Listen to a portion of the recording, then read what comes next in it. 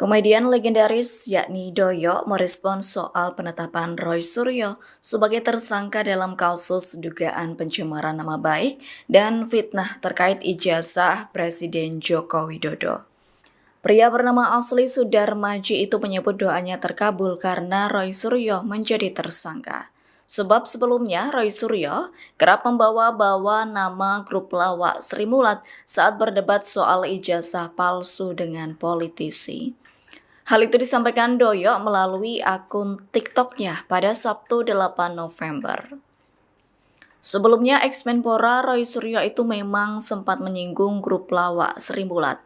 Yakni Roy Suryo sempat menilai lucu seperti Sri Mulat atas pernyataan pengacara Jokowi, Yakub Putra Hasibuan, yang menyatakan, Download Tribun X sekarang, menghadirkan lokal menjadi Indonesia.